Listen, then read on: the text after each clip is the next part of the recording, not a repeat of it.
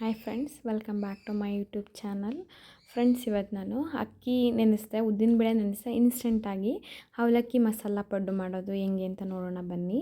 ಇದನ್ನು ಮಾಡೋದಕ್ಕೆ ನಾನು ಇಲ್ಲಿ 1 ಲೋಟ ಅವಲಕ್ಕಿ ತೊಗೊಂಡಿದ್ದೀನಿ. ನಾನು ಇಲ್ಲಿ ಗಟ್ಟಿ ಅವಲಕ್ಕಿ ತೊಗೊಂಡಿದ್ದೀನಿ.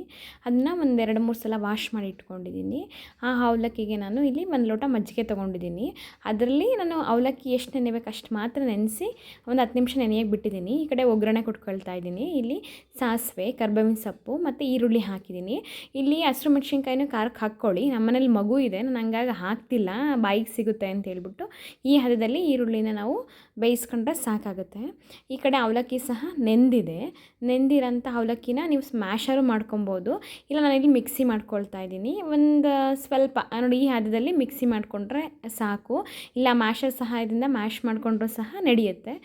ಇದಕ್ಕೆ ನಾನಿಲ್ಲಿ ಅದೇ ಅಳತೆಯಲ್ಲಿ ಅವಲಕ್ಕಿ ತೊಗೊಂಡಿದ್ದೀನಿ, ಅದೇ ಲೋಟದಲ್ಲಿ ಅದೇ ಅಳತೆಯಲ್ಲಿ ನಾನು 1 ಲೋಟ ಉಪ್ಪಿಟ್ಟು ರವೆ ತೊಗೊಂಡಿದ್ದೀನಿ. ಅದಕ್ಕೆ ಅದೇ ಮಿಕ್ಕಿದಂಥ ಮಜ್ಜಿಗೆನ ಹಾಕಿ ಚೆನ್ನಾಗಿ ಈ ರೀತಿ ಮಿಕ್ಸ್ ಮಾಡ್ಕೊಳ್ತಾ ಇದ್ದೀನಿ. ನೋಡಿ ಈ ರೀತಿ ಗಟ್ಟಿ ಆಗುತ್ತೆ. ಫಸ್ಟು ಮಜ್ಜಿಗೆ ಹಾಕಿ ಚೆನ್ನಾಗಿ ಮಿಕ್ಸ್ ಮಾಡಿಕೊಂಡು ನಂತರ ಇದಕ್ಕೆ ನಾನು ಒಗ್ಗರಣೆ ಮಾಡ್ಕೊಂಡಿದ್ನಲ್ಲ ಈರುಳ್ಳಿ, ಅದನ್ನು ತೊಗೊಂಡಿದ್ದೀನಿ. ಇಲ್ಲಿ ಅರಿಶಿನ ಪುಡಿ ಸೇರಿಸ್ತಾ ಇದ್ದೀನಿ. ಅರಿಶಿನ ಪುಡಿ ಸೇರಿಸಿ ಚೆನ್ನಾಗಿ ಮಿಕ್ಸ್ ಮಾಡ್ಕೊಳ್ತಾ ಇದ್ದೀನಿ ನಾನಿಲ್ಲಿ. ಇದಕ್ಕೆ ಮತ್ತು ನೀರು ಎಷ್ಟು ಬೇಕಷ್ಟು ನೋಡಿ ಸೇರಿಸಿ ಮಿಕ್ಸ್ ಮಾಡ್ಕೊಬೇಕು. ಗಟ್ಟಿ ಇದ್ದರೆ ನೀರು ಸೇರಿಸ್ಬೇಕಾಗುತ್ತೆ ನೀರನ್ನ. ಸ್ವಲ್ಪನೇ ನೀರು ಸೇರಿಸಿ ನಮ್ಗೆ ಪಡ್ಡಿನ ಹದ ಬೇಕು. ಅದಕ್ಕೆ ಇವಾಗ ಕೊನೆಯಲ್ಲಿ ಸ್ವಲ್ಪ ಕೊತ್ತಂಬರಿ ಸೊಪ್ಪು ಸೇರಿಸ್ತಾ ಇದ್ದೀನಿ. ಸೇರಿಸ್ಬಿಟ್ಟು ಇದನ್ನು ರೆಸ್ಟಿಗೆ ಬಿಡ್ತಾ ಇದ್ದೀನಿ. ಒಂದು 10 ನಿಮಿಷನಾದ್ರು ಬಿಡಿ, ಟೈಮ್ ಇದ್ದರೆ ನಿಮಗೆ ಒಂದು ಅರ್ಧ ಗಂಟೆನ ಬಿಟ್ಟರು ನಡೆಯುತ್ತೆ. ನಾನು ಇದೇ ಟೈಮಲ್ಲಿ ಉಪ್ಪು ಸೇರಿಸಿದೆ, ಆ ಕ್ಲಿಪ್ಪು ಮಿಸ್ ಆಗಿಬಿಟ್ಟಿದೆ. ಉಪ್ಪು ಸಹ ಸೇರಿಸಿದ್ದೀನಿ ನಾನು.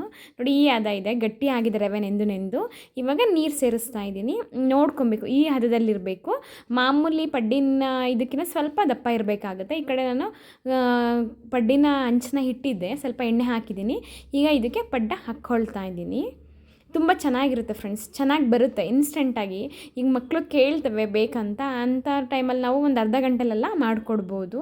ಈ ರೀತಿ ಹಾಕ್ಕೊಂಡ್ಬಿಟ್ಟು ಮೇಲೆ ಸ್ವಲ್ಪ ಎಣ್ಣೆ ಹಾಕ್ಬಿಟ್ಟು ಲಿಡ್ನ ಕ್ಲೋಸ್ ಮಾಡಬೇಕಾಗುತ್ತೆ. ಇದು ಮಾಮೂಲಿ ಪಡ್ಡ ಥರ ಅಲ್ಲ, ಸ್ವಲ್ಪ ಲೇಟ್ ಆಗುತ್ತೆ, ಸ್ವಲ್ಪ ಪೇಷನ್ಸಾಗಿ ಕಾಯಬೇಕು. ಒಂದು 4 to 5 ಮಿನಿಟ್ಸ್ ಲೋ ಫ್ಲೇಮ್ಗೆ ಸ್ವಲ್ಪ ಜಾಸ್ತಿ ಇಟ್ಕೊಂಡು ನೋಡಿ ಇವಾಗ 2 ಕಡೆ ಬೇಯಿಸ್ಕೊಬೇಕಾಗುತ್ತೆ. ನೋಡಿ ಫ್ರೆಂಡ್ಸ್, ಎಷ್ಟು ಚೆನ್ನಾಗಿ ಬಂದಿದೆ ಅಂತ.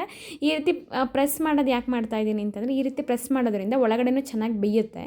ಹಂಗಾಗಿ ಈ ರೀತಿ ಸ್ವಲ್ಪ ಒತ್ತುತ್ತಾ ಇದ್ದೀನಿ, ತಿರುಗಿಸ್ಕೊಂಡು ಆ ಥರ ಪ್ರೆಸ್ ಮಾಡ್ತಾಯಿದ್ದೀನಿ. ನೋಡಿ ಫ್ರೆಂಡ್ಸ್, 2 ಕಡೆ ಚೆನ್ನಾಗಿ ಕ್ರಿಸ್ಪಿಯಾಗಿರೋಂಥ ಮಸಾಲ ಅವಲಕ್ಕಿ ಪಡ್ಡು ರೆಡಿಯಾಗಿದೆ. ನೀವು ಒಂದು ಸಲ ಈ ರೆಸಿಪಿನ ಟ್ರೈ ಮಾಡಿ, ತುಂಬ ಚೆನ್ನಾಗಿ ಬರುತ್ತೆ ಫ್ರೆಂಡ್ಸ್, ತುಂಬ ಚೆನ್ನಾಗಿರುತ್ತೆ. ಮಕ್ಕಳು ಸಹ ಇಷ್ಟಪಟ್ಟು ತಿಂತಾರೆ. ಈ ವಿಡಿಯೋ ಇಷ್ಟ ಆದರೆ ಶೇರ್ ಮಾಡಿ, ಲೈಕ್ ಮಾಡಿ. ನಮ್ಮ ಚಾನಲ್ ಯಾರನ್ನೂ ಸಬ್ಸ್ಕ್ರೈಬ್ ಮಾಡ್ಕೊಂಡಿಲ್ಲ, ಪ್ಲೀಸ್ ನಮ್ಮ ಚಾನಲ್ ಸಬ್ಸ್ಕ್ರೈಬ್ ಮಾಡ್ಕೊಳ್ಳಿ. Thank you for watching.